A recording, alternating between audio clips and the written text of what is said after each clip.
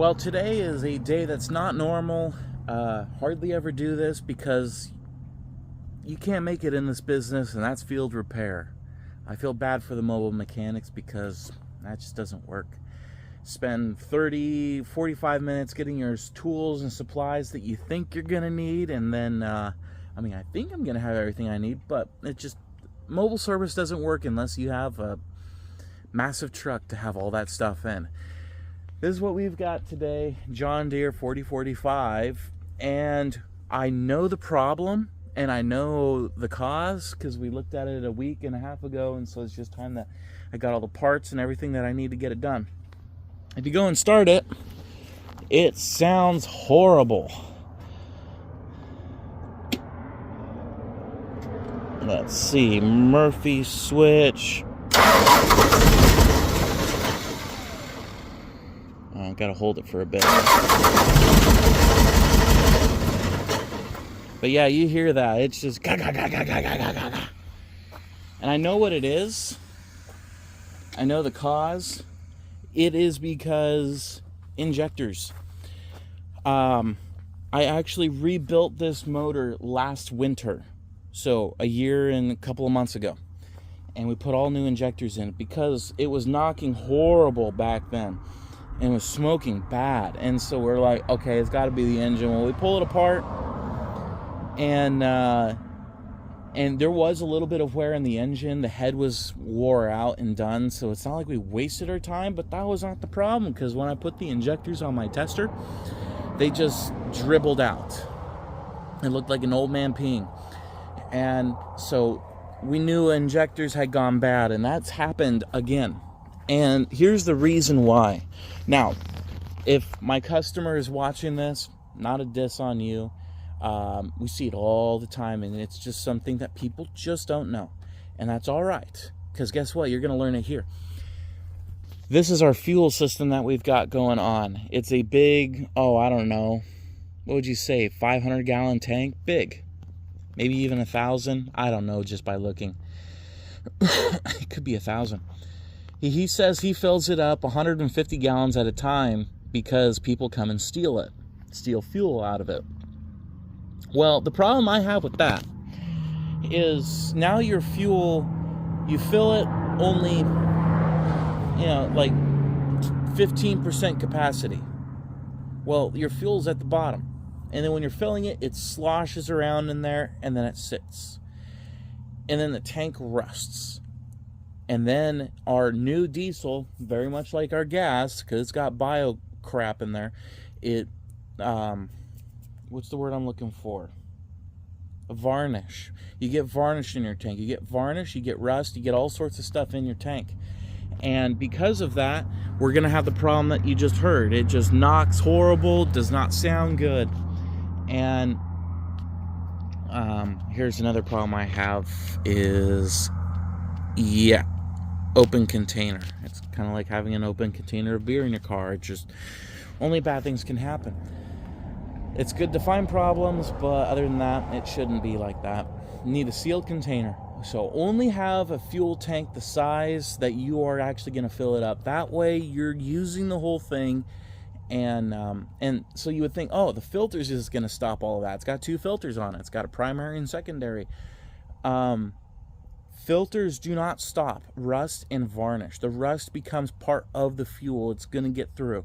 Varnish, same thing. It becomes part of the fuel, and it eats everything. It just causes problems. Have you ever have your motorcycle, carburetor, it sits for a couple of months? What's in there? In the carburetor? Varnish. It's getting through the filter because it's in the fuel. It's part of the fuel, and then deposits into there. So then it sits for a couple of months, the fuel system, and then you get varnish in there, and it's all bad. So diesels, yes, they get varnish, especially in rust. And diesel's very, very picky. At least with the carburetor, you've got a pretty good size hole in there. I mean, sometimes that main jet's 1/16 of an inch big. It's big. Well, your diesel injectors, those measure like 8, 10, 12 thousandths. It's very small. I know even, especially with new diesels, they're very picky. And with the common rails, those are 2,000 or 3,000 thick holes. They're tiny, tiny, tiny. And so you're going to have problems if you don't have a clean fuel system. So tip on this one to fix this is have a fuel tank the size of what you're actually going to use. Make sure your fuel tank is clean. And because like in this case, this fuel tank, it just sits in one spot. The fuel's not sloshing around unless you're filling up the tank.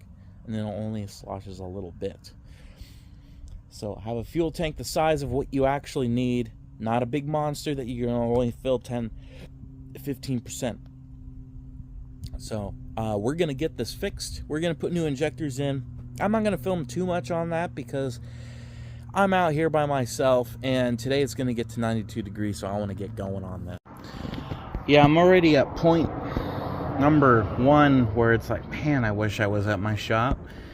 The top injector lines, the return fastener, the 2 inside ones, number 2 and number 3 cylinder, really hard to get to with a wrench. Just because I've got a flank drive, I can kind of get it 1/8 of a turn at a time, but man, do I wish I had a crow's foot, or not a crow's foot, heel, yeah, a crow's foot. Make my job a whole lot easier right now, but that is why you don't do mobile repair. And on a worse note, that coffee's doing its thing. I'm not tired. Yeah, you know. Does a bear crap in the woods? Well, we got our old injectors out.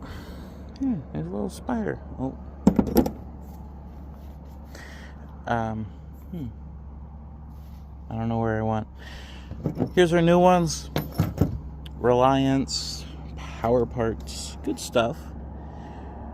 Never had a problem. And it's been good parts for me. Yeah, new injector. So I always put a little red grease on the shaft, because the pencil injector goes into the head. So I just put a little red grease in there. And in my case today, pulling the old ones out, they've only been in there for a year, but pulling the old ones out was not that bad. I didn't have to really pry much, and they came out. So when you do these, make sure you put red grease on the injector, and next time won't be such a big deal. Getting stuff loaded up, my dad told me, I don't know, maybe 4 or 5 times, put red grease on the injectors, put red grease on the injectors. Comment, what's your dad's thing that he wouldn't shut up about doing multiple times? Yes, I know, put red grease on. I'm curious, what's yours? Okay, I'm gonna spoil it. This isn't the first startup. I had to bleed some lines, but I just reattached the line, so it's not going to run great right off the bat, but it's going to get better. And oh, and just a tip, so buy yellow containers. Yeah, they just work, and they're not that expensive. But previously they used a chemical can for like Roundup, which, why wouldn't you? You've already got it. It's free. Well, kind of, let me just go on a tangent real quick here. Had a customer blow up a pump in their Kubota tractor, and it cause was contamination in the fuel. We rebuilt the pump and said, hey, stop using chemical cans. Oh, I've been using chemical cans since I was a kid. I've never had a problem. Well, you had a problem.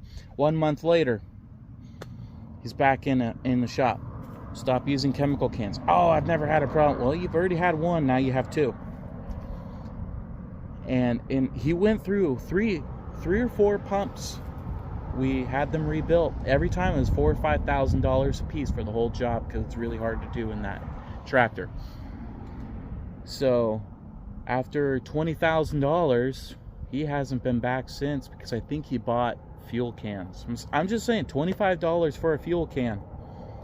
That's a whole lot cheaper than 20 grand. So let's get back to this and yeah, use a fuel can.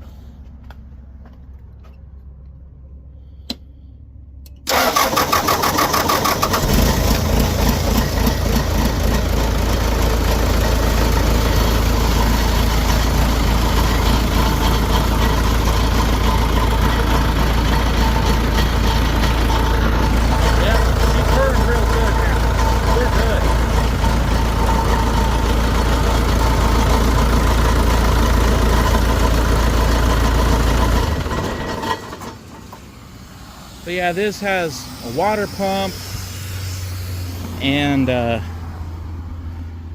let's see, was it pumping water? No, it was not. Yeah, we got water there. So it runs good. Actually, how these work, it's kind of cool. It's got a different cooling system. As you can see, there's no radiator. So all it's got is a coolant reservoir up here. So it has antifreeze in the system. But then the antifreeze pumps in over here. And so then you've got a heat exchange. So you're using water that you're pumping as the heat exchange for your coolant. Really neat idea. Takes out a lot of problems. And no radiator, no fan, just a heat exchange. It's a really good system. Some people are taking these out when they put in like a Ford V10 or something like that, and then they have all sorts of problems. But with this, good system. But here we go. That ran great. It smoked horrible to begin with, kind of cleaning out the pump. So we're going to run it just a little bit longer, and then we're going to change the oil, and this job is going to be done. And that's a wrap. We are driving back to the shop. That's a cool little duster. Hidden behind a bush so no one has to buy it. Yeah, we are done heading back. I'm surprised, because normally something like that I'd be going back and forth to get tools. Only specialty tool I could think of that I wish I had was a 17 and a 19 crow's foot. If I had that, probably could have knocked 20 minutes off the job. It's all those 16 turns of a nut that take forever. But yeah, not bad. Yeah, I'm just surprised I got it all done. So thanks for watching. Car coming. I'm gonna put the phone down a bit. Yeah, thanks for watching, and hope you learned something new. So fuel system, keep it clean. Don't use chemical cans. Keep the rust, keep the varnish out. That's gas or diesel, doesn't matter. They both act the same that way. Contamination is the #1 killer of a diesel engine. Thanks for watching. See you guys next time.